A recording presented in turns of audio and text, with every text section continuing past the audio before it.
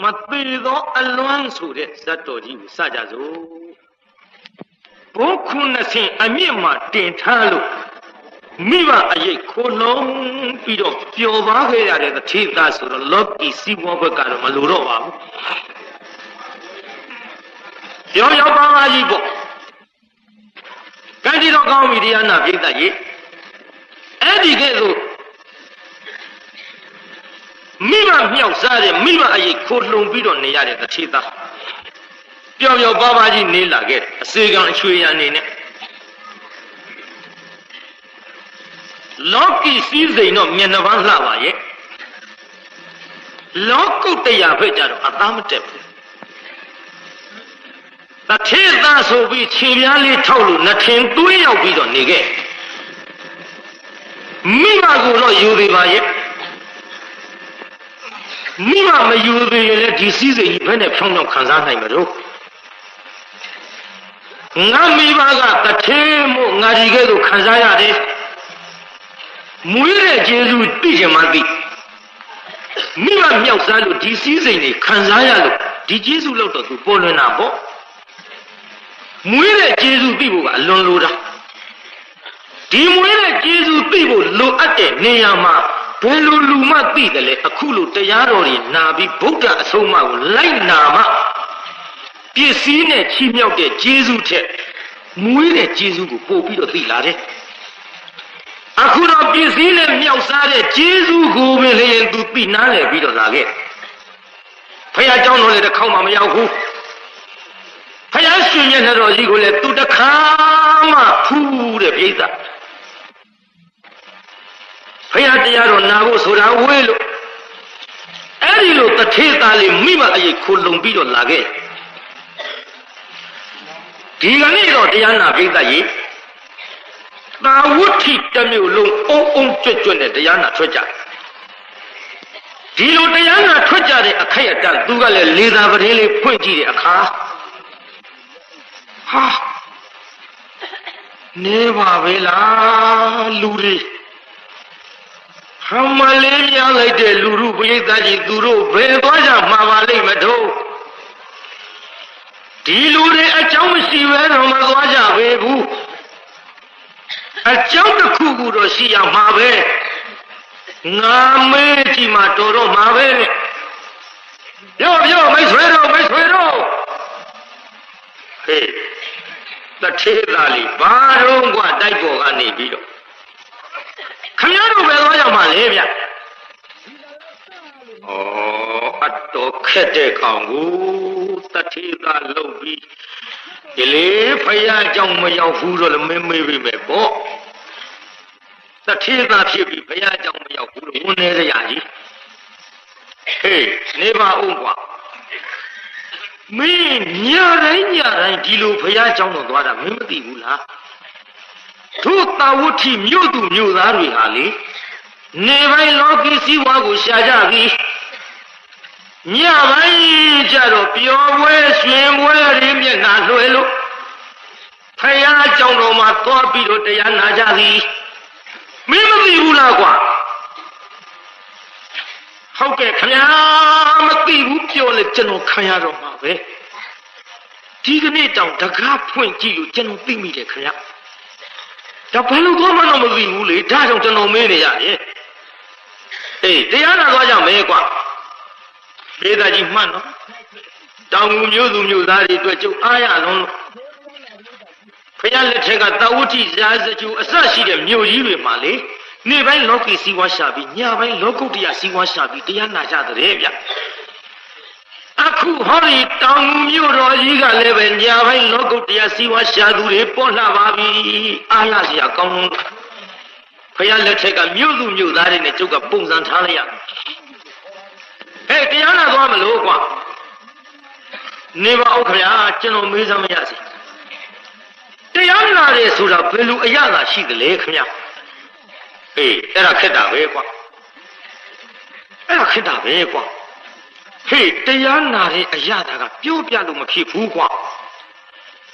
မဟုတ်သေးပါဘူးခင်ဗျာတရားနာတဲ့အရသာပြောပြရင်ဖြစ်ရမှာပေါ့ အေးလေတရားနာတဲ့အရာလာပြောပြလို့ဖြစ်တော့ဖြစ်တာပေါ့ကွာမင်းကတရားမနာဘူးတဲ့ကောင်ဆိုတော့တို့ပြောပြလို့ကမင်းယုံမလားဟာအဲ့ဒါလည်းဟုတ်တာပဲဗျတရားကိုယ်တိုင်နာကြည့်ရင်သိလိမ့်မှာကွာနေစမ်းမအောင်များကိုယ်တိုင်နာကြည့်သိရအောင်ခမည်းတော်တွေ့တဲ့အရာသာလေးများရှိရင်ကြုတ်ပြောပြပါလားဗျဘယ်လိုအရာသာရှိလို့ဘယ်လိုလိုက်ပြီးတော့နာကျင်စိတ်ပေါက်အောင်ဆိုတာကြီးခမည်းတော်မပြောနိုင်ဘူးလားပြောတော့ပြောနိုင်တာပေါ့ကွာမနာဘူးတဲ့လူပြောပြလို့အတော်ခက်တယ်လို့ဆိုမှမင်းလိုက်ကြည့်ကွာကိုယ်တိုင်နာကြည့်ဟိုကြသိလိမ့်မှာပေါ့ဟုတ်ကဲ့ကျွန်တော်လိုက်မယ်ခင်ဗျအရာသာမရှိဘဲတော့ဒီလူတွေဒီလောက်ထီအောင်မသွားကြပါဘူးနဲ့တိုက်ပေါ်ကတအားဆင်းပြေးလာပြီးအမိတ်ရှိရောက်တော့ဒူးကလေးတုပ်လက်အုပ်ကလေးချီမမေဟဲ့သားလူလေးပါလို့ကျွန်တော်ဟဲ့အကြောင်းကိုသွားပြီးတရားနာကြလို့ဟိုလူတွေနဲ့တရားနာလိုက်မလို့အမေပြုံးတာရုတော်တာရုဘယ်တော့မှမကြားရတဲ့စကားအမေဝမ်းတာလိုက်ပါပြီတန်းကြီးများနှမများမှတ်ထားသားသမီးကတရားနာသွားမယ်ဆိုတော့မိဘပြုံးဟဲ့မင်းတို့မိဘတွေလည်းဒီတိုင်းပဲကွာတောင်မျိုးကငန်းကြီးများနှမများမင်းတို့တရားပွဲလိုက်တာမင်းတို့အဖေမေတွေဝန်တာနေတယ်ဟဲ့မင်းတို့မိဘတွေစိတ်ချမ်းသာနေတယ်ဟဲ့မင်းတို့ကမိဘစိတ်ချမ်းသာလောက်အောင်တရားပွဲရောက်တဲ့အချိန်ခါမှာကွာတယောက်ကမှစူခြင်းပူခြင်းနောက်ချင်းပြောင်ခြင်းမတွေ့ရတော့ငါဝမ်းမြောက်လုံးလို့ညတိုင်းထည့်ပြောနေတယ်ဟဲ့ကြည့်ကွက်ဟိုမှာတရားနာသွားမယ်ဆိုတော့အမေပြုံးတယ်ဒါကြောင့်ငန်းကြီးများနှမများလဲတရားနာတဲ့ဝါဒနာလေးတစများလာပါစေလို့ဘုန်းကြီးတို့တိုက်တွန်းပါတယ်ဆုလည်းတောင်းတယ်တရားနာသွားမယ်ဆိုတော့အမေပြုံးမိမယ်လို့ပတ်စံမရှိတော့ညရုပ်ရှင်ကြည့်ခြင်းလို့ငါးချက်လောက်ပေးပါဆိုမင်းတို့မိဘမဲ့ရှာမှာပဲကွမဲ့ယုံမကဘူးတချို့ကြတော့ဘယ်လေးကိုအိမ်ဆာမရှိတာမသိဘယ်ရုပ်ရှင်ကြည့်ဒီလိုဖြစ်အောင်မှာကွဒါကြောင့်ငါကြီးများနှမများမင်းတို့မိဘတွေပြုံးနေကြပေလိမ့်မယ်ကြည့်ဟဲ့အမေကပြုံးတာရုတော်တာရုခေါ်ရုံမကဘူးဟဲ့လူလေးတရားပွဲလိုက်သွားရင်လေအမေမှားလိုက်မယ်နော်ဖယားရှိတရားနာတဲ့ပြိဿဆိုတာသိမ်မွေ့တယ်သားရဲ့နှုတ်ညံ့တယ်သားရဲ့ရင်ကြီးတယ်သားရဲ့အိန္ဒိယသိက္ခာရှိတယ်သားရဲ့ဒီလိုသိမ်မွေ့နှုတ်ညံ့အိန္ဒိယသိက္ခာရှိတဲ့တရားနာပြိဿကြီးတဲ့ငါသားပါသွားရင်လေငါသားကတခါမှဖယားကြုံလိုက်ပြီးတရားမနာဘူးတော့တထေသာဆိုပြီးသားရဲ့နှထင်သွေးကြောင့်မြောင်းနဲ့ခြေပြားလေးထောက်ပြီးတော့လူမြင်မကောင်းအောင်များမနေခဲ့နဲ့နော်လူတွေမျက်စိနောက်အောင်များမလုပ်ခဲ့နဲ့နော်ပြီးတော့သူများတွေကတရားနာနေတဲ့ငါသားကသူများကြားမဖြစ်အောင်တရားအာယုံပြည့်အောင်စကားတွေများမပြောခဲ့နဲ့နော်ငါသားကစကားပြောနေမယ်ဆိုရင်ငါသားစကားပြောတဲ့အတန်ကိုကြားရင်တရားနာပြိတ္တကြီးအာယုံပြည့်တယ်ငါသားကအနေထိုင်မကောင်းဘူးဆိုလို့ရှိရင်လေလူလေးရဲ့အဲ့ဒါလေဟိုဘသူသားတို့အမလေးတထေးကြီးတထေးကတော်ကြီးရဲ့သားဆိုရင်သားသမီးမကုန်းတော့မိဘကောင်းအမေတို့ပေါ်လာမသားရဲ့ဒါကြောင့်သားရဲ့သူများမျက်စိနောက်အောင်လည်းမနေခဲ့ပါနဲ့သူများနာကြားရင်ကအောင်လည်းပဲငါသားစကားတွေခွာလောက်မပြောခဲ့ပါနဲ့လိမ့်မတရားနာခဲ့ပါသားရဲ့လို့မှာတော့ဟုတ်ကဲ့မမေကျွန်တော်နားထောင်ပါမယ်ခင်ဗျအမေရှိခိုးပြီးတော့တရားပွဲလိုက်သွားရောတရားပွဲရောက်တော့သူများတွေကဒူးတုတ်ထိုင်သူကတယောက်တည်းပရိသတ်အစွန်ကခါထောက်မတရကြည့်နောက်သူရှိကပရိသတ်သူအကဲခတ်လက်အုပ်ချီဒူးတုတ်အကုန်လုံးညင်လို့ပါဟာနေပါဘူးငါတယောက်တည်းမတ်တကြီးစုံပြူးနေဒီပေါင်းလေးလူကြည့်မကောင်းကျိုးသေးတဲ့ဂါရဝတွေပါလေနားလည်သေးတာမဟုတ်ဘူးဘုရားကြောင့်တရားမနာဘူးတော့လူကြည့်မကောင်းပါဘူးမဖြစ်ဘူးငါလည်းထိုင်မှာနောက်ပိတ်ဆုံးကထိုင်နောက်ဘုရားကိုယ်တော်မြတ်ကြီးတရားပလင်မော်တရင်သုံးပြီးတရားဟောမလို့ရှိနေစဉ်အခါမှာရွှေမျက်နှာတော်ကြီးမျက်တောင်မခတ်ဖဲလှန်ကြည့်လိုက်တော့ဟာ တိတ်လှပါလားဘုရားလှတာကစချင်းမဟေးလှလိုက်တဲ့မျက်နှာကြီးပါလားတရားမနာဘူးလို့သတ်ပြောတာဘူးလှတာပဲပြောတာတရားနာဘူးလူနဲ့မနာဘူးလူဒါကွာဟဲ့တချို့ယဟန္တာမြင်တယ်ဟာယဟန္တာကြီးတပ်ပေတာဟာမဟုတ်ဘူးမမြင်ဘူးတဲ့လူကြတော့ဟာယဟန္တာကြီးချောတာအတုံးတော့မသိဘူးဒါတွေ့ကြုံနေတာယန္တာသုံးပါးနဲ့ဝေးကွာတဲ့လူဟာဒီတိုင်းယန္တာသုံးပါးနဲ့ဝေးကွာရင်မှားတတ်တယ်ပြိဿကျောင်းအမသမီးပင်ဖြစ်တော်လဲပဲကျောင်းကိုအရောက်နဲလို့ဘုန်းကြီးတွေနဲ့စကားမပြောတတ်ရင်မှားတတ်တာပဲမြုံလာကျောင်းအမသမီးလေဘုန်းကြီးကျောင်းသွားဆုံးဖို့ပြီးဦးစင်းနေရှောက်ပြခဲ့တယ်။ကိုင်ကိုတော်လည်းနေရရောတပည့်တော်မှလည်းကြွရတယ်။ကောင်းသေးလားဘုန်းကြီးတွေကနေရတယ်သူကကြွရမှာ။ဘယ်ထိအောင်မြတ်မာကလာကြွမှာမသိပါဘူး။ဒီတော့ဦးစင်းတွေကကျောင်းအမကြီးတိုင်တာပေါ့ဒကမာကြီးကျောင်းအမသမီးဖြစ်ပြီးတော့ဒကမာကြီးသမီးကဒီလိုပြောသွားတယ်။ကိုတော်လည်းနေရောတပည့်တော်မှလည်းကြွရမှာလို့ပြောသွားတယ်။မိုက်ပါဗျာဒီကောင်မလေးမိန်တော်မူလိုက်မှခင်ဒီတိုင်းကြီးမှန်တာရှိတယ်မှားခြင်းအမေကဆက်မှားဒီတော့ဟောတိုင်တာပေါ့ကျောင်းတကာကြီးကိုတကာကြီးခမရသမီးကဒီလိုပြောတယ်ခမရမိန်းမကြီးကဒီလိုပြောတယ်အဲ့တော့ကျောင်းတကာကြီးကဘာပြောလဲဒါတော့မိုက်တဲ့သားမိဖရားတဲ့နောက်ဒီကျောင်းဝင်းနဲ့ခြေတော်ရာတောင်ချပါသူ့ရပို့ဆိုးသွားဒါကြောင့်မှားစားရှိရင်မှားတတ်တယ်နော်သတိထားကြကိုင်ကြည့်တရားနာပြေးသားကြီးအခုဖျားလှတဲ့ပြတပ်ပေတွေပါရင်ပြောတတ်ဘူးမနီးစပ်တော့ဟေးလှလိုက်တဲ့မျက်နှာကြီးနောက်ရွှေအလုတ်ကထုတ်ပြီးတော့ဟောတဲ့တရားကကြားလိုက်ပြန်တော့လေအေးရုပ်လှယုံနေမှာကအတန်ကလည်းတဲ့ကောင်းပါလားတန်တော်ဒီလူတွေဒီကြောင်းတော်ကြီးလာပြီးတော့တရားနာနေကြတာဒီအကောင်းနဲ့အတန်လေးကြားခြင်းလို့ဒီလှတဲ့မျက်နှာကြီးမြင်ရင်လို့လမ်းနေကြတာနဲ့တူရဲ့ဘာမှမသိသေးခင်သူတွေးကြရတယ်တောင်သွင်းမြောက်သွင်းကုန်တွေးငါလည်းကြည့်လို့အားမရလှအရန်လှနေတာကူဘုရားတောင်အရန်လှဘုရားကဘုသူ့ကောင်ရန်တဲ့အတိုင်းမှန်နော်သူပြောတဲ့အတိုင်းမှာပဲလေလှတဲ့နေရာမှာရူပဝိလာဒကရူပအစေနယသာယုဒ္ဓဝန္ဒေသရဂုဏောပေတံတေနမတုလာယူပဝါညလို့ရှိခိုးကြဘာလူနဲ့မှတုလို့ရှင်လို့မရအောင်လှပတပ်ပေတော်မူတဲ့မြတ်စွာဘုရားဗျာမှတ်ထားကြကြည့်ခုတရားနာပိဋကလှတဲ့မျက်နှာကြီးကြည်ယုံနေအားမရလို့အတန်တော်ကြားလိုက်ပြန်တော့လေအိုးတာရပါပြီနာပြောဝယ်ရှိပါပြီငါဒီနာကအားမရဘူးတဲ့တွေးနာကနေအနန္တရောက်အောင်သွားမဟဲလို့ပိဋကကြီးလှည့်ပတ်ပြီးတော့သူသွားလိုက်လှည့်ပတ်သွားလိုက်တဲ့အချိန်ခါမှာဖယားကိုယ်တော်များနဲ့မျက်စောင်းတိုးလေးအနန္တကပ်ပြီးတော့ကြည့်မျက်တောင်ခါဖို့ဒီထဲဖယားရွှေမျက်နှာတော်ကြီးကြည့်လိုက်တော့လေစက်ခုံတရေချဖယားကိုယ်တော်များကလည်းဘယ်ကမှမကြည့်ဖယားရှိတရားနာနေတဲ့ပိဋကကြီးကြည့်လိုက်ပြန်တော့လေဖယားကိုယ်တော်များရွှေမျက်နှာတော်ကြီးမျက်တောင်မခတ်ဖင်းနဲ့အာရအောင်ဖူးငြိမ်လို့အသက်ရှူတော့မကြတချို့ကလည်းဖယားရွှေမျက်နှာတော်ကြီးဖူးလိုက်မျက်ခွန်လေးတွေဖုံးထားလိုက်အိန္ဒြေရှိနဲ့အသက်ရှူတော့မကြရတော့အောင်ငြိမ်ပြီးတော့နေတာကိုတွေ့ရပါခင်ဟာတရားနာတဲ့အရာကဆိုတာဒါကို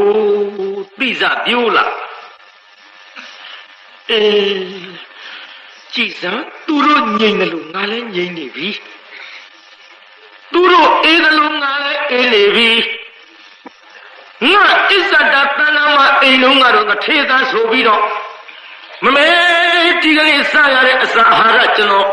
မကြိုက်ဘူးနဲ့ခင်ကတစ်မျိုးပြောင်းချစ်ပါဒီအဝတ်စားကလည်းဖောင်းနှောင်းသွားပြီးနောက်ထပ်အသိဝယ်ပေးပါနဲ့အိမ်မှာတော့ကလောဘတွေဘယ်လိုဝေးပါလားအခုတရားနာနေတဲ့ချိန်ခါမှာငါအစ္ဆဒတဏ္ဍဒီလောဘတွေမရှိတော့ဘူးတထေသားဆိုတော့လည်းဒီကကြစ်ပါအောင်ဆိုအစေကနေသမားမကြရင်ဒေါသကြီးနဲ့မှန်လုတ်ပြီးတော့နေတဲ့ အဲ့ဒီဒေါသတွေအဲ့ဒီမာနတွေလည်းယခုမရှိတော့ပါလားအေးလိုက်ထားငါဣဇဒတနာအင်မတန်အေးမြလာပါပြီတရားနာတဲ့အရာကကိုယ်တိုင်သိသွားတာကိုယ်တိုင်သိသွားတာအော်တရားနာတဲ့အရာကဆိုတာဒါပဲဟဲ့လို့ဒီအရာကလေးသိလာတော့အေးဒီလောဘဒီဒေါသဒီမောဟတွေခဏလေးချုပ်နေတာတောင်တလောက်အေးလေရင်ဖြင့်ဟောဒီလောဘဒေါသမောဟတွေအစပြောက်ချုပ်ငြိမ်းတဲ့ပြောစံကြားမှုတဲ့နိဗ္ဗာန်ဆိုတာဘယ်လောက်အေးလိုက်လိမ့်မလို့နော်ငါဒီကနေ့တညတာအေးရုံနဲ့မကျင်납ဘူးသာလနာဘောင်ဝင်ထောင်ရဟန်းများပြုလိုက်ရရင်တော့သာလနာဘောင်ဝင်ထောင်ရဟန်းများပြုလိုက်ရရင်တော့ဘလောက်များအေးလိုက်မလို့နော်သင်္ကန်းဝတ်ရှင်စိတ်ပေါက်သွားပြီမြို့တရားတပွဲနာတာပြေးတော့ဘယ်နှပွဲနဲ့သင်္ကန်းဝတ်ရှင်စိတ်ပေါက်သွားတာကဲဘုရားတရားဝဲကြီးလည်းပြီးသွားရောဘိသိက်ကြီးဘိသိက်တွေပြန်တယ်သူမပြန်ဘူးဘုရားအပကတ်လို့မှန်လားပါဗျာတွေ့တော့သင်္ကန်းဝတ်ပေးတော်မူပါဗျာဟဲ့နေအောင်ွယ်တကားလေးမိမိဘသင်္ကန်းဝတ်ဖို့ခွင့်တောင်းခဲ့ဗလားမှန်လားပါဗျာဘုရားကြီးတော့တရားနာဖို့သာခွင့်တောင်းခဲ့တယ်သင်္ကန်းဝတ်ဖို့ခွင့်မတောင်းခဲ့ဘူးဗျာအေးဒါဖြင့်မိမိဘခွင့်မပေးရင်ငါသင်္ကန်းဝတ်မပေးဘူးကွမှတ်ထားနော်ဘုရားကိုယ်တိုင်လည်းဝတ်မပေးဘူးကျွတ်တို့လည်းဝတ်မပေးရဘူးဗျဘာလို့ဘုရားကိုယ်တော်မြတ်ကသင်္ကန်းဝတ်မပေးတာတော့ဘုရားကိုယ်တော်မြတ်ကရဟန်းထောက်ခံရဘူးလေဘိကခွင့်မပေးတဲ့သာသမီကိုသင်္ကန်းဝတ်ပေးလို့ဘုရားရဟန်းထောက်ခံရတယ်ဘယ်လိုကရဟန်းထောက်တာတော့ခမဲတော်ဖြစ်တဲ့သုဒ္ဓရဏကြီးကဒီကကြီးဘုရားကိုယ်တော်မြတ်ဘယ်လိုကရဟန်းထောက်တာတော့ရန်ထောင်ရောဘောဗျာသာသိတ္တထခွာတော့စัจ जा မင်းကြီးဖြစ်မယ်လို့ပုံနာများဟောသည့်အတွက်တော့ထွတ်မှာကိုတောင်သူမကြည့်ပြခဲ့ဘူးလေစัจ जा မင်းကြီးရဲ့ခမဲတော်ဆိုပြီးလေးကျွန်းလုံးကိုစัจ जा ယတနာစီးပြီးသူကကြွားရှင်သေးတာကိုဒါကြောင့်ဘိုးကြီးတစ်ထောင်ဖွင့်မှပွင့်တဲ့တကားကြီးပိတ်လို့ဆော့ဆောက်ခဲ့မောင်မမိတ်သားတွေနဲ့ပြောတော့အဆက်ခိုင်းခဲ့ဘယ်လိုပဲပြောတော့ဆက်တော်လဲအပြူတော်တွေဟာတရားနာပြီးသားစောစောပိုင်းကကနိုင်ခုနိုင်ပြောနိုင်ပနိုင်ရတယ်မကောင်လဲကြောလာရောငိုက်ချို့တဆဆငိုက်ချို့စိန်ကလေးနဲ့ငိုက်တချို့နှဖူးချင်းတိုက်အောင်ငိုက်အပြူတော်တွေပြောတာမှကျွတ်တို့တရားပွဲနဲ့ငိုက်တဲ့လူရှိပါဘူးတုံးလုံးလဲနာတော့ညောင်းလုံးနဲ့တူဟေးဟုတ်ရတချို့သခိုးမျက်လုံးကြီးဖွင့်အိတ်ဟုတ်တယ်ဖွင့်အိတ်တာသခိုးမျက်လုံးရင်တော့ကျုံတော့2ယောက်လားပါကျုပ်သူတို့နားမသွားရဘူးဒီကောင်တွေငါဘာစိမ့်ချလို့ကြည့်ကြည့်မျက်လုံးကြီးတွေဖွင့်အိတ်တာသခိုးမျက်လုံးနဲ့တချို့ပါးစပ်ထဲကသေရည်တွေစီးကြတချို့တခေါ်ခေါ်ဟောက်အိတ်အပြူတော်တွေခါဝတ်တွေကျွတ်လို့ဒူးတွေထောင်လို့အမြင်မကောင်းအိတ်ခင်လို့အိတ်နေတဲ့ကိစ္စဖယားအလောင်းတော်ကြီးသိတ္တထထကြည့်လိုက်တော့ကောင်းကြီးကွာကြောက်စရာကြီးပါလားလူလေးကောင်းနေပေါ်တဲ့သုတ်တန်တော်ကြီးငါရောက်နေပါဖြစ်လားသိတ္တထတကယ်လန်းနာပြုတကယ်လန်းလို့တကယ်တော့ထွက်တာပေါ်ဗျအပြူတော်ဒီအမြင်မကောင်းအိတ်တာကိုသိတ္တထလန့်နေနည်းနည်းစကားမဆက်တော့မေးရအောင်ကျွတ်တို့တောင်မျိုးကတကားတွေအဲ့ဒီလိုအပြူတော်ဒီတပြုံကြီးအမြင်မကောင်းအိတ်တဲ့နေရာပို့လိုက်ခြင်းနဲ့လမ်းမလားကျုပ်တော့မထင်ပြန်တော့ပြန်မကြည့်ဟိုမှာသိတ္တထလန့်ပြီတကယ်လန့်လို့တကယ်ထွက်တာနော်ဖေကြီးမေကြီးတို့ခင်ဗျားတို့အသက်ကြီးပြီဗျမလန့်သေးဘူးလားဗျလန့်သေးပါဘူးမလန့်သေးလို့မပြေးသေးတာပေါ့လန့်တဲ့ပုဂ္ဂိုလ်တွေပြေးကုန်ပြီလွတ်ကုန်ပြီကျွတ်ကုန်ပြီဗျတန်ရောစင်ကြီးတွေတပိမိတ်တလိမ့်လိမ့်နဲ့မနေကြနဲ့တော့ပြေးချိန်တိုင်းပြေးကြခင် ခင်ဗျားတို့လင်းနေမရကိုအောင်တောင်ပြောမြောက်ပြောတာမဟုတ်ပါဘူးဖြတ်နိုင်ရင်ပြောတာတန်ရောစဉ်ဖြတ်ဖို့ပြောတာကြည့်ဟိုမှာတရားနာပိဋကသိတ္တထတွတ်ထွက်ပြီးတော့ဘုရားဖြစ်တော်မူတယ်လေစัจ जा ယရဏဆက်လိမ့်မယ်လို့မျှော်လင့်ချက်သုဒ္ဓောရဏမှာကင်းခဲ့ရပြီပေါ့အလဲလို့တော့ညီတော်နာနာရှိသေးဟဲ့လို့အားခဲထားတဲ့ကြားထဲမှာမင်္ဂလာပွဲဖျားကြွအလားတပိတ်တော်ထမ်းခေါ်ပြီးညီတော်ကြောင့်ရောက်တော့သင်္ကန်းဝတ်ပေးလိုက်ပါရောလားဗျဟေးသားတော်ဖျားဝယ်လို့လုပ်တာပါလေသားတော်အတွက်စัจ जा မင်းကြီးဘုရားမျှော်လင့်ချက်ကင်းခဲ့ရဆိုလေညီတော်နန္ဒရှိသေးရဲ့ဟဲ့လို့အားခဲထားလိုက်တာဗျာအခုတော့မင်္ဂလာပွဲသပိတ်ထမ်းခေါ်ပြီးတော့ကျောင်းတော်ရောက်ကဒုံတုံသင်္ကန်းဝတ်ပေးလိုက်တဲ့အလေရှိပါစေတော့ညီတော်နောင်တော်ထုံးဖို့မရှိပေမဲ့လို့ညီတော်လေးရာဖူးလာတော့ထီးမွေနှမ်းညောင်းဆက်ခံစရာကြံသေးဟဲ့လို့တကယ်ပဲအကုအထာပြုတော်လေဟောကြည်တရားနာပိဋကကပ်ပြီးတော့တိုင်းပြေဖျားကြွအလားလီမြင်းလေးရဟုလာကသင်္ကန်းစာဆွဲပြီးခမဲတော်ဖျားရွှေအိုးကြီးလေးလို့အမွေပေးပါဖျားလို့ဒီလိုအမွေတောင်းတော့ကျောင်းတော်ခေါ်ကျောင်းတော်ကြတော့လေကရုံတုံသင်္ကန်းဝတ်ပြီးတော့ဓမ္မအမွေအနှစ်ကြီးပေးလိုက်ပြန်ပါတဲ့ပြေသာအဲ့ဒီချိန်ခါမှာသုတ်တော်ရဏလေအသက်ကျွတ်ခတ်တယ်လို့ဝင်းနဲ့မီးဟုံတောက်တကဲ့သို့ခန္ဓာကိုယ်တော်လုံးအပူတွေရောက်ပြီးတော့ဝင်လဲတော့မနိုင်ဘူးဟေးတာတော်ဖျားပဲလို့လုပ်လိုက်တာပါလေဘယ်လိုလုပ်လိုက်တာပါလိမ့်နဲ့ရန်ထုံမလို့ကြောင်းတရားနာပရိသတ်ကြီး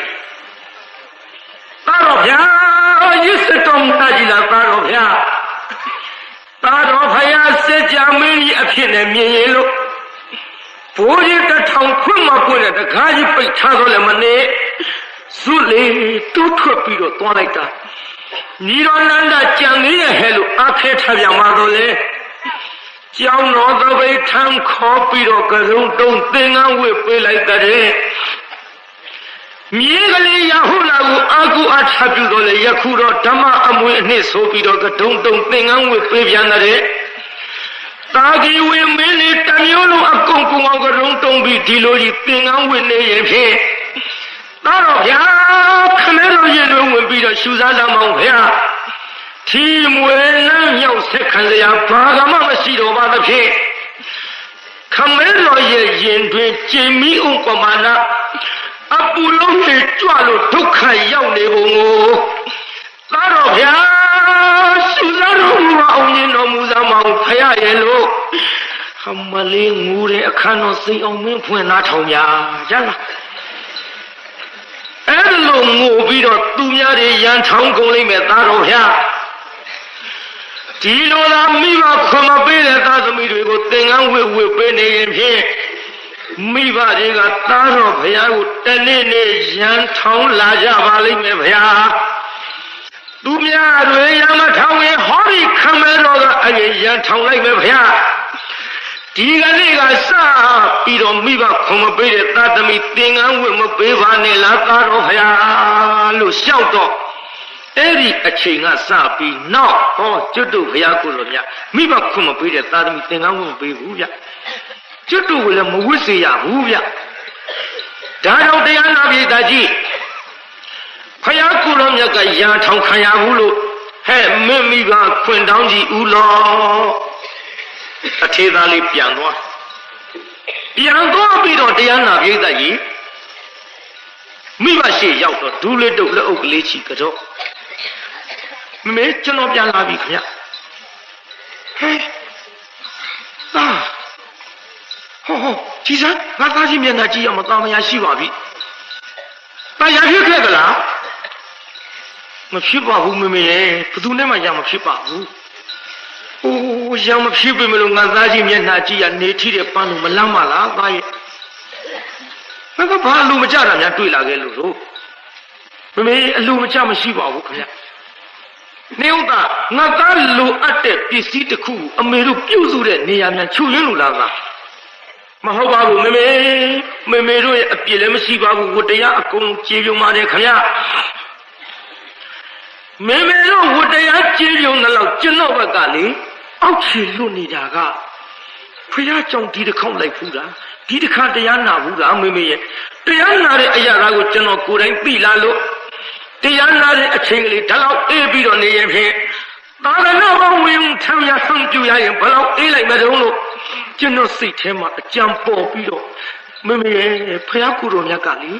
သင်္ကန်းဝတ်ဖို့ခွင့်တောင်းတော့မိမခွင့်မပေးဝတ်မပေးဘူးလေဗျဒါကြောင့်ကျွန်တော်သင်္ကန်းဝတ်ခြင်းလို့ခွင့်ပေးတော်မူကြပါမိခင်ဖခင်တို့ခမညာအမေမျက်နှာညှိုးသွားဟောလုတ်ပြီးမင်းကတော့တရားလေးတစ်ခါနားလာခဲ့ပါအရာရာနဲ့အကြောင်းကြောင့်မမေသင်္ကန်းဝတ်ခြင်းတော့ဘာလို့လို့ကျွန်တော်ခွင့်ပြုပါလားမဟုတ်သေးပါဘူးသားရဲ့မေတ္တာတော်သင်္ကန်းဝတ်ခြင်းကစိတ်ညစ်စရာတစ်ခုခုတော့ရှိပြီနဲ့တူတယ်။ကံကြည့်ဗျာစကားအနှောက်မလို့အသွားမလို့သင်္ကန်းဝတ်တာစိတ်ညစ်လို့တယ်ကျွတ်တို့သင်္ကန်းဝတ်နေတဲ့ဘုန်းကြီးရဲ့စိတ်ညစ်လို့ကြီးဝတ်တဲ့အတိုင်းစကားများကြည့်ပြောကြမမေစိတ်ညစ်လို့မဟုတ်ပါဘူးခင်ဗျမဟုတ်ပေမဲ့သားရဲ့အမေတို့ခွင့်မပြုနိုင်ပါဘူးခွင့်မပြုနိုင်ဘူးသားရဲ့သားကောင်းတယောက်ကြောက်ကောင်းတစ်စီဆိုပြီးတော့အမေတို့အရေးကြီးလာခဲ့တာငါသားမရှိရင်ဒီစရင်အင်းနေဘယ်သူကိုင်မလို့ဒီပစ္စည်းတွေဘယ်သူထိမ့်မလို့သားရဲ့အမေတို့မလဲဇရာဒုက္ခလအရွယ်ကိုရောက်နေပါပြီသားရဲ့ငါသားမရှိရင်အမေတို့အသက်ရှင်မှာမဟုတ်လို့ခွင့်မပြုနိုင်ဘူးသားကြီးမေတို့ဘယ်လိုနည်းနဲ့မှခွင့်မပြုနိုင်ဘူးလို့ဆိုတော့မိဘများခွင့်မပြုရင်ကျွန်တော်ဒီနေရာကမထတော့ပါခမညာကျမ်းမော်တုံးလုံးနဲ့အိတ်လိုက်ကန်းကြီးများနှမများနိဗ္ဗာန်ရတယ်ဆိုတာဒီဇွဲရှေ့ဆက်နားထောင်နော်တရက်ထမင်းတစ်စီးမှမစားဘူးအမေကတနာလို့ရေကလေးသာချပေးရထမင်းစားရအောင်ဆိုလို့ကောင်းများဆံပြုတ်ပေါက်ရအောင်ဆိုလို့ကောင်းများဒီလိုနဲ့မစားပဲအိတ်လာလိုက်တာဟဲ့တရက်နှစ်ရက်သုံးရက်လေးရက်ငါးရက်၆ရက်ကြာခဲ့ပြည်သားကြီးထမင်းမစားပဲနဲ့အိတ်တာဘာမလုပ်ရလို့တော့သင်္ကန်းမဝတ်ရလို့နည်းနည်းတော့မေးရအောင်ဟေးတို့ဗမာပြည်ကြီးမှာလေဒီအသက်နဲ့ဒီခန္ဓာတို့နေလာခဲ့ကြသင်္ကန်းမဝတ်ရလို့များထမင်းမစားပဲနဲ့အိတ်တာဘယ်နှယောက်တော့ပေါ်ဘူးတော့လေဟာလဲဘူးဟာအေကွယ်သင်္ကန်းမဝတ်ရလို့တော့ထမင်းမစားပဲနဲ့မအိတ်ကြပါဘူးသူတို့ဟာတွေအတွက်ကြတော့သူတို့ဟာတွေဆိုတာသိပါပြီကွာထမင်းမစားပဲနဲ့သင်္ကန်းမဝတ်ရလို့တော့မအိတ်ကြပါဘူးသူတို့ဟာတွေအတွက်ကြတော့ဟေးအသက်တောင်စွန့်ကြပါလားကွယ်တို့တလောက်တန်တာကွာအဲ့ဒီပဲဇံပြန်တဲ့ဘုန်းကြီးတပါးမှမတွေ့တာဘယ်သူမှအပြစ်မတင်နဲ့ဒီလိုလူတွေနဲ့ဒီလိုဘုန်းကြီးတွေပဲရှိမှာဟဲ့တို့ကလည်းဒီတိုင်းပြောရတော့မင်းတို့မင်းကြီးလက်ထက်တုန်းကရှင်ဖျားတဲ့ရှင်းတုန်းကမြန်ပရိရဲ့အာနိသင်ဘလောက်ကြီးတုံးဆိုတော့ပရိအိုးတဲ့ကပရိရည်တွေထပွက်တယ်တဲ့အရှင်မယားတို့ပရိအိုးကထခုံလို့မှပေါင်းမင်းခတ်ပါမလား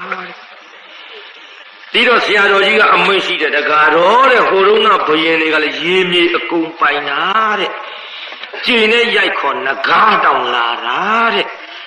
အခုတကားတော်မင်းတို့မင်းတရာမင်းခေါ်လိုက်လို့တီးကောင်းတကောင်မှခေါ်နိုင်ရဲ့လားမင်းမလည်းမခေါ်နိုင်မဲနဲ့ဟဲ့ငါပရိတ်အိုးကလည်းမပွက်နိုင်ဘူးခွာလို့ဆိုတဲ့ဒီခေတ်ဒီလူဒီဘုန်းကြီးတွေနဲ့ဆိုတော့ဘယ်သူမှအပြစ်မတင်တဲ့ဇံပြန်တဲ့ပုဂ္ဂိုလ်မတွေ့ရတာခမည်းတော်ကျွတ်တို့သာသနာနောက်ပိုင်းဒီလိုဖြစ်ရမှာကဓမ္မရာကြီးပါပဲဗျာတို့မှန်လားပြိဿကြီးကဲကြည့်လေခုတရားနာပြိဿဇွဲနိဗ္ဗာန်ရမယ်ဇွဲဟိဟိုတုန်းကလူတွေကလည်းဒီဇွဲရှိတယ်ဟိုတုန်းကဘုန်းကြီးတွေကလည်းဒီလိုဇာနေနဲ့ပြန်နိုင်ရတယ်အခုကြည့်အထေသားလေးဇွဲကောင်းလိုက်တာမစားပဲအိတ်6ရက်ကြတော့အမေလုတ်တဲ့လူအနာနာထိုင် သားမျက်နှာလေးကြည့်လိုက်တော့အော်ကြည်စမ်းမငါသားကြီးမျက်တွင်းလေးတွေလည်းခြိုက်လာပြီလေဘေးလေးကလည်းပေးသွားလိုက်တာသူ့အသက်ရည်ပဲရှိတော့ထမင်းအသက်9ရက်ဒီကနေ့6ရက်ပါလားမနေ့ဖြင့်ကငါသားလေးအသက်ကလေးငွေသေချာတော့မယ်သားရဲ့လူလေးရဲ့ငါသားကြီးအိမ်မြပြောနေသလားရေကလေးတောက်ရအောင်လေးနဲ့လက်ဖဲရည်ပကနဲ့ဇွန်းကလေးနဲ့ရေလေးပါးစပ်ထဲထည့်ပြီးကန်ပေးတဲ့ရေတောင်လက်မခံသားလို့သူကပါးစပ်ပိတ်ထားပါးစပ်ပိတ်ထားတော့ဟောဒုက္ခပါပဲရေတောင်လည်းမခံတော့ဘူးသမီးအသက်9ရက်ကလည်းနှစ်ဖင်ကတရက်ကျန်တော့တဲ့သားရဲ့ရေအသက်တမနဲ့တဲ့ရေကိုလက်မခံရင်ငါသားကြီးဘဝဆုံးတော့မှာပါပဲသားရဲ့အမေတို့ကမသနာပဲနဲ့ငါသားကြီးဘဝအဆုံးခံတော့မလားနဲ့ရှိုက်ကြီးငယ်ကြီးရင်ထုငူလိုက်တော့သားလို့သူမျက်လုံးလေးဖွင့်ကြည့်ဟာသာဒီလမ်းမသွားနဲ့သွားတယ်ဘာဖြစ်မိဘကသူတို့ကြောက်တယ်ငါသမီးဒီလုံးမလုံးနဲ့ဆိုလုံးတယ်လို့လုံးတယ်ဒီလိုခေတ်ကိုကွမိဘကမာမမပြောရဘူးဘယ်ပြောရမလို့ဒီနေ့မာမပြောနေဖြင့်ကထွက်သွားတယ်လေရှိလို့လက်ဝတ်လက်စားယူပြီးတော့အိစာရေးထားခဲ့တဲ့ကျုပ်လိုက်မရှာကြနဲ့ဘယ်သင်္ချိုင်းကုန်းသွားသွေးချင်းဆုံးနဲ့သိမဲ့အတိုင်းငါတော့ဒီလိုပြောချင်တာမိဘကလေးကစားစရာမှတ်ဒါကြောင့်ငါကြီးပြန်နှမများရှေးတုန်းကမိဘမျက်ရည်ကြမှာကြောက်လို့ကြည့်ဟဲ့ရေကိုလက်ခံပြီးပါးစပ်ကလေးဖွင့်ပေးလိုက်တယ်ကွပါးစပ်ကလေးဖွင့်ပေးလိုက်ပြန်တော့လေအော်တာကြီးအမေငူတာတော့လေငါသားတနာသားပဲဇွဲတန်တာတင်ငါဝချင်းနဲ့ဇွဲတန်လာကြီးရဲ့အမေမျက်ရည်ကြတော့လေငါသားကြီးတနာသားပဲငါသားကအမေကိုတနာမှာတော့ငါသားဇွဲတန်နဲ့တင်ငါဝချင်းနဲ့ဘဝမိအဖေကိုပြောပြီးတော့အမေခွင့်ပြုမယ်အမေသွားပြောမကွဲဆိုပြီးတထေးကြီးစီထွက်သွားထဲကြီးတထေးကြီးဟေးအားလုံးမရေးကြီးတော့ကြဒီမှာတော့သားလေတော့သားထမင်းမစားတာ6ရက်ရှိပြီတော့ဟေး6ရက်မကလို့10ရက်ရှိတော့ဘာဖြစ်ရလဲဘယ်ဖွားပြလိုက်တာဘောကွာဘယ်နဲ့ပြကောင်းရကောင်းကြောင်းနဲ့ရွှေကွက်ထဲအသာငွေကွက်ထဲအသာလက်ဆေးနှိုက်စားရတဲ့သားကအခုကြည့်စမ်းဦးနှခမ်းတို့ကြီးလက်ဆွဲပြီးမြေလုံးဝလေးရထဲတောင်းစားနေတာကိုကွာတော့ဆိုးတဲ့တထေးကြီးတောင်းစားတယ်ဆိုတော့ကျွတ်တို့ဆုံးခံတာပြောအမကြိုက်ဒီဆုံးခံတာတောင်းတာတော့ဒီတောင်းတာကိုတောင်းတာတောင်းတယ်ပြောဘယ်ကောင်းဘုရားတောင်ဆုံးခံဖို့ပေးတာယဉ်ကျေးအောင်တော့သုံးမှာပေါ့တော်ဝိုက်တော့ပြောတတ်ကြပါစီကွာဒါလည်းငါပြောခဲ့လှပါပြီမယုံရင်ငါကြီးများမင်းတို့သွယ်ပုံဝိုက်ပုံလေးနဲ့မသွယ်ပုံမဝိုက်ပုံလေးငါပြောမယ်ဒီထဲတချို့ကပြောတတ်တယ်ငါသွယ်ဝိုက်ပြောတာဖို့ကွာတယ်ဒါရိုက်ချတယ်ဘယ်ရလာတဲ့စကားမှလည်းမသိသွယ်တယ်သွယ်ရတယ်ကွဈေးထဲကမိမကြီးတယောက်မျက်တောင်မခောက်ဖဲကြည့်ဟိတောင်ဈေးထဲမင်းတို့နဲ့ဖြင့်ငါရှောက်ကြည့်မျက်တောင်မခောက်ဖဲကြည့်မောင်ရမင်းဘာလို့ချင်းလို့လူချင်းဟုတ်ပါဘူးခင်ဗျဟောမိမကြီးကသူ့လို့ကြောင့်မိမကြီးကမော့ကြည့်တော့မောင်ရမင်းဘာလို့ချင်းလို့ကျွန်တော်လူချင်းတော့မဟုတ်ပါဘူးခင်ဗျမင်းမလို့ချင်းမင်းငါကြည့်လားအော်ဒီလိုပါတော့ကြည့်ရတာလေဟိုကျွန်တော်မေမေနဲ့တူလုံးလို့ဟုတ်ပါပဲဗျာမျက်လုံးမျက်ဖာနာတာငါစားကျွန်တော်မေမေနဲ့တပုံစံနဲ့ချွတ်ဆွထားတယ်လို့ကြီးမေမေနဲ့တူလုံးလို့အဲ့တော့ဘာပြောတော့မိမကြီးကမောင်ရဲတဲ့မင်းနဲ့ဒါတော့လူမရှာနာမဲ့လူမရှာတဲ့ထိုင်လေးတဲ့လက်ဖက်စားပါအောင်လားသွယ်ဝိုက်ပြီးအမေနဲ့တူတယ်ပြောတယ်လက်ဖက်ကျွေးကိုင်းကွာအဲ့ဒီလိုမသွယ်ဝိုက်ဖဲနဲ့ပြောစမ်းမှလားဒါတိုင်းအမေနဲ့တူတယ်မပြောဘဲနဲ့တော်တော်ကြီးရတာကျွန်တော်အဖေမယားကြီးနဲ့တူတာဘယ်ရင်းကိုပါကျုံးမယ်ဆိုထားရိုက်မှာပေါ့ကွာကြည့်ဗျာအခုသုခန္ဓာတောင်းစားတယ်မသွယ်မဝိုက်ကြီးဦးနှခမ်းတို့ဆိုတဲ့ကျွတ်တုတ်ကင်တဲ့သပိတ်ပြောတာ သူကနှခမ်းတူတယ်ပြောတယ်ကျွတ်တော့သပိတ်နှခမ်းပါတယ်ကိုမထင်ဟောက်သားအတွင်းကိုဝင်နေကြည့်တရားနာပိဿဘယ်နဲ့ပြကောင်းရကောင်းအောင်ထားကောင်းရကောင်းကောင်းထားအခုတော့ကြည်စမ်းစီးရဲရဲနေခြင်းနဲ့သာတင်မျိုးပေါ်သိဆူးပေါ်အိတ်ရှင်နဲ့ကောင်းလုံးပြမိမျိုးတယောက်ကသင်္ကန်းဝတ်တာဆူးပေါ်အိတ်ရှင်တဲ့စကားအနှောက်မလို့သွားမလို့ခင်ဗျားတို့လည်းကြည့်ရှုပြောကြပါဗျာချုံမိမကြီးတွေများစကားပြောတာအနှောက်မလို့သွားမလို့ယောက်ျားလုပ်တဲ့လူကအလုံးမလို့တော့သေချင်းစိုးတလောက်ပြင်းတာတွားရဘုန်းကြီးကြောင့်သင်္ကန်းဝတ်ရှိဟာမကြလိုက်ဘူးကျွတ်တော့ဘုန်းကြီးတွေကပြင်းလို့ရှိဝတ်နေတဲ့အတိုင်းပဲကျပြဘုန်းကြီးတော့မသိဘူးကျုပ်တော့လွန်ပြင်းတာပြင်းဆိုငငယ်တော့ညီကို2ယောက်ရှိတယ်တော်တဲ့ထင်းကုတ်တော့အဖေကခေါ်သွားကျုံကြီးကတော့ထင်း9ယောက်နိုင်နိုင်3ယောက်နိုင်နိုင်တခါလဲထမ်းပြီးတောင်ပေါ်ကနေဖင်ဒီကိုတွန်းဆင်းကျုပ်ဘာလုပ်တုံးဆိုတော့လေကျိုးစမ်းပန်းစားကျုပ်လှုပ်ကုန်ပြောရအောင်သစ်ပင်ရိတ်ကောင်းကောင်းရှာပါလာတဲ့ပစိုးလေးနဲ့ခါခက်ခင်ကြောက်တုံးကောင်းအောင်အိတ်ချလိုက်ဒီတော့အဖေကကျုပ်ငယ်ငယ်တုန်းကပြောတယ်ငါသားမင်းကြီးဘုန်းကြီးဝင်မှာပါကွာအဖေပြောတဲ့စကားတိုင်းခုဘုန်းကြီးဖြစ်ဒါကြောင့်တရားနာပြေးတယ်ကျုပ်တို့ဘုန်းကြီးကြီးပြောတာနဲ့တူပါရဲ့တပြည့်ဘုန်းကြီးတော့မဖြစ်ပါစေနဲ့လို့ကြည့်တရားနာပြေးသားရဲ့အနှောက်မလို့သွားမလို့ဟဲ့သင်ဆွဲပြလိုက်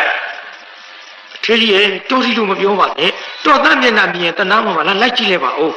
ဟေးမနာနာဘူးမြောင်းနေတာကြီးခဲနဲ့ထူးချင်လေမလိုက်ဘူးငါဒီလိုမပြောပါနဲ့တော့မထွေးပြောမယ်စကားတွေတော်မသုံးပါနဲ့ကျောက်ကိုလာလဲဆယ်လာဖွာရပြီလို့တော်နဲ့ရတယ်ရင်လို့တော့ခလေးပါလားအထေးကြီးရဲ့တော်သားပြည့်တနာမှာလားလိုက်ကြည့်လဲပါဦးဟဲ့မကြည့်ဘူးလာပါတော့ဟောဒီမင်းမလာဘူးလို့ပြောနေမဟုတ်ပါဘူးတော့လာပါတော့ဟာမလိုက်ဘူးလို့ပြောနေတော့နေဆိုတော့ယောက်ျားဘယ်လိုညင်းညင်းမိန်းမဆွဲခေါ်တော့လဲပါသွားတာပဲဗျတကားတော့ကျုပ်ပြောတာလေးနားဆွဲအောင်မှန်တော့ယောက်ျားဘယ်လိုညင်းညင်းမိန်းမဆွဲခေါ်တော့လဲပါသွားတာပဲဒီပြင်ဟာမကြည့်နဲ့ဗျဖဲသမားတယ်ကြည့်ဖဲသမားများဖင်မြဲပြီဆိုရင်အမေသွားခေါ်တော့ဘာပြောတော့သွားခရချင်းနေအောင်မဟုတ်လာမရှုံနဲ့အမေကြတော့လာမရှုံနဲ့ငေါ့ထုတ်တာမိမကလိုက်သွားပေချင်းဆိုဒူလာကြိုင်လိုက်မယ်ဆိုဆံမင်းဆွဲခေါ်သွားအေးပါကွာငါလာမလို့စိတ်ကူးနေတာပါဒါကြောင့်ယောက်ျားဘယ်လိုညင်းညင်းမိမဆွဲခေါ်တော့လေကြိုင်ပါသွားတာပဲဗျကြည့်တရားနာပိဿရေအခု